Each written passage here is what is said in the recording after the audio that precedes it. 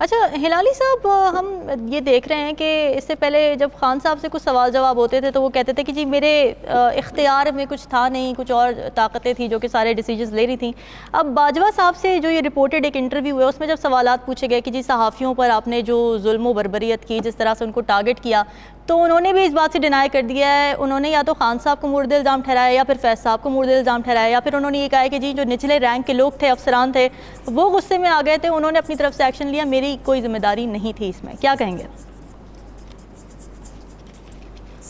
देखिए, एक मुहावरा है अंग्रेज़ी में, जब ये मैंने सुना कि किसी को झूठा कहा तो वो कहते हैं ना अंग्रेज़ी में, it is the pot calling the kettle black.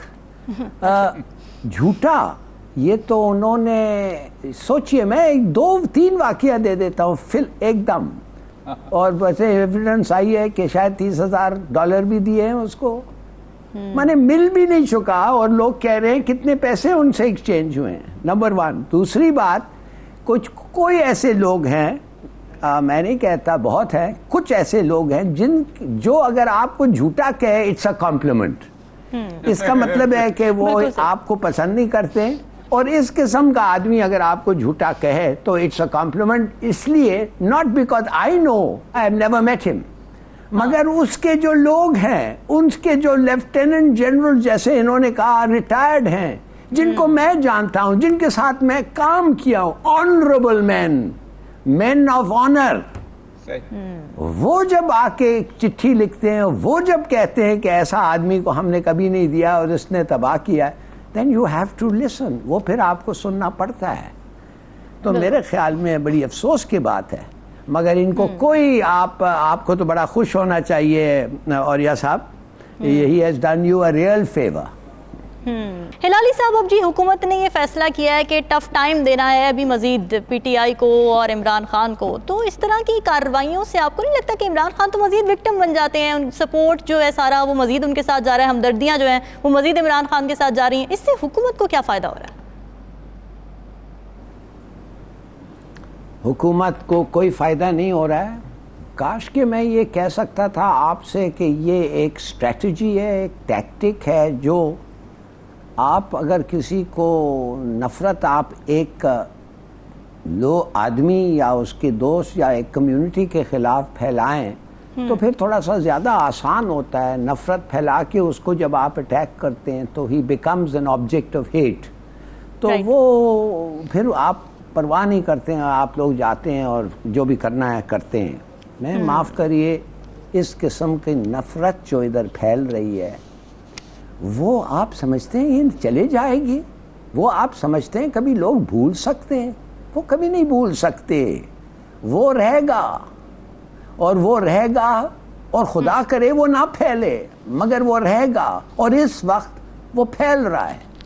ये जो आपके चीफ मिनिस्टर साहब ने जो कहा है, मैं समझता हूँ ये चीफ मिनिस्टर शायद उसका मकसद नहीं था, मतलब नहीं था ये कहने के लिए, मगर जिस तरीके से उसने कहा कि अगर तुम हाथ उठाओगे हम तोड़ेंगे तुम्हारा हाथ, और मैंने कह दिया है बस काफ़ी हो गया है, तो क्या बस काफ़ी हो गया है? आपने कभी टॉर्चर के रिपोर्ट्स जो यूएन में फाइल होते हैं आपने देखे हैं कि पुलिस स्टेशंस में क्या होता है? 31 लोग जो मारे गए हैं बेवजह, जो यूएन ह्यूमन राइट्स वॉच ने पब्लिश किया है, उसके बारे में किसने कुछ लिखा है? कौन अरेस्ट हुआ है? कोई कुछ हुआ है? मॉडल टाउन का क्या हुआ है? कुछ नहीं हुआ है। तो मैं सिर्फ आपको कहता हूं कि ये रिटेलिएशन होगा, ना बस भूल जाएं आप समझते नहीं होगा। और क्या ये अच्छी बात है? क्या जरूरत था? एक आदमी जो नॉन पॉलिटिकल है, उसका एक ही काम है, one job only, law and order maintain करो। उसका ये भी काम नहीं है कि इलेक्शन से ठीक हो, वो तो इस इलेक्शन कमीशन का काम है। उसका एक ही जॉब है, लॉ एंड ऑर्डर मेंटेन करो एंड स्टेबिलिटी रखो 3 महीने के लिए, और तुम फिर चले जाओ। ये तो बीच में बड़ा ओके, ये तो बता रहा है आपको व्हाट शुड हैपन। वो गवर्नर्स जो हैं, जो बैठे हुए हैं, माफ करिए, वो पार्शल हो गए हैं, एडमिनिस्ट्रेशन पार्शल हो गई है। अच्छा। और सब मिलके और जितना ये पार्टी के खिलाफ करते हैं, देखिए नुक्स बहुत होंगे पीटीआई में, और ऐसे भी लोग होंगे पीटीआई में जो काबिल एतराज उनके एक्शंस और उनके वर्ड से हम सब क्या कर सकते हैं और हैं, मगर उसको भी आप सफाई दे रहे, उनको भी आप ये कर रहे हैं। इतनी नफरत हो गई है। ये औरिया साहब कहते हैं जब आप जाते हैं उस घर में जिधर आपका एक ही ख्याल होता है कि खुदा मुझे पाक कर, मुझे मेरे गुनाह ख़त्म कर, उस में वो एक ही चीज़ सोच रहे हैं अपने मुल्क के अलावा कि एक आदमी के इसको खुदा बचा के रखे।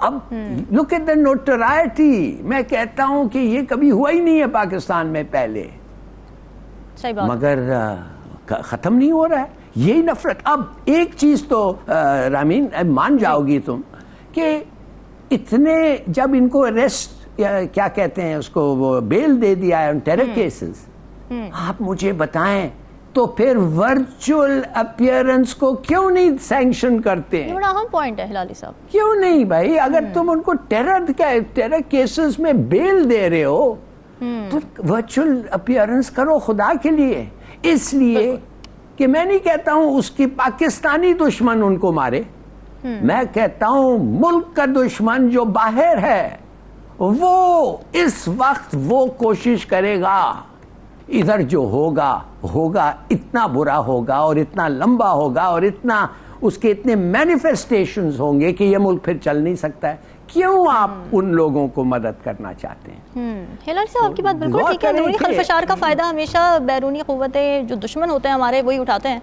हुकूमत कह रही है कि जी हम अमीरों से ज़्यादा पेट्रोल पर ले लेंगे पैसे और गरीबों से हम वो मार्जिन काट देंगे तो बराबर हो जाएगा, कोई एक्स्ट्रा पैसे हमें ख़जाने से देने नहीं पड़े। तो एतराज़ क्या है IMF को? ये पागल स्कीम है, ये वाकई पागल स्कीम है। अच्छा, आपको मैं सवाल पूछता हूँ, टैक्सी वाला रिक्शा वो जाता है पूरा टैंक भर लेता है, वो घर जाता है टैंक को खाली करता है, वो टैंक जो पेट्रोल उसने लिया है जो 100 रुपया और उससे ज़्यादा बड़ा है वो बेच देता है, वापस आके टैंक रिफिल कर देता है। ये कब तक चलेगा? हाँ, You know, it's so stupid. माने कि it shows your stupidity. क्या कहा IMF? उन्होंने कहा ये क्या कर रहे हैं आप भाई? आप अगर गरीब को मदद करना चाहते हैं कैश सब्सिडी दे उनको बढ़ाएं, हम कोई ऑब्जेक्ट नहीं कर सकते हैं। हाँ, ये शर्त है कि बता दें वो वापस कैसे आएगा, इसलिए कि गुड गरीबों को दो। तो ये देखिए ये क्या कर रहे हैं, एक पेट्रोल पंप का अटेंडेंट वो डिसाइड करेगा किसको देना है किसको नहीं देना है।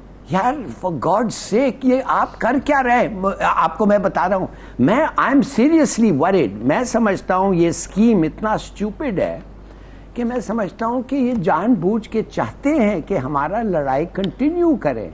मैं तो अब समझता हूं कि आपको IMF की जरूरत नहीं है।